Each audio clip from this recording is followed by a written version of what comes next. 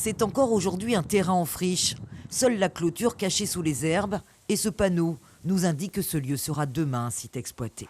L'emplacement de la future centrale électrique du Larivot.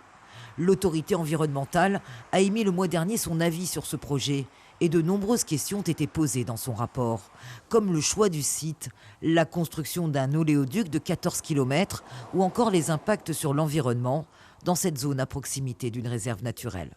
Le porteur du projet, EDF Pays, se veut rassurant. Les recommandations de l'autorité environnementale seront étudiées.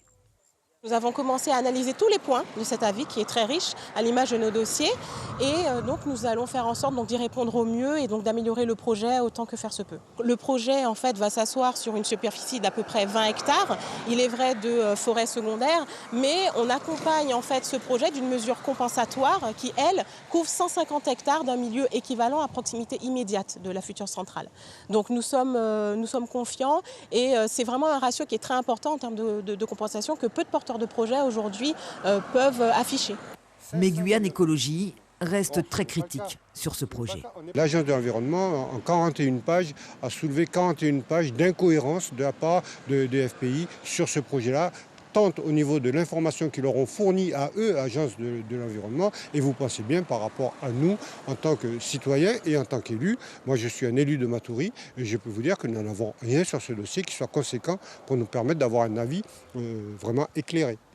De son côté, la direction de l'environnement, de l'aménagement et du logement estime que le rapport de l'autorité environnementale sur ce projet EDF est équilibré et conforme aux attentes. On est sur un projet qui, de toute manière, n'est pas encore complètement fiabilisé. Il y a justement des sujets qui ont encore besoin d'être retravaillés. Et puis, comme vous l'avez indiqué, l'avis de l'autorité environnementale, il soulève un certain nombre de points qui sont des points d'attention auxquels le porteur de projet va devoir répondre. Et donc, les réponses du porteur du projet vont également permettre de finaliser le dossier dans le respect du calendrier que vous avez indiqué. Prochaine étape, l'enquête publique qui sera lancée en avril, puis la délivrance des autorités préfectorales. Les travaux doivent débuter d'ici 6 mois pour une mise en service en 2023. Suivez l'info sur Guyana Première, télé, radio et internet.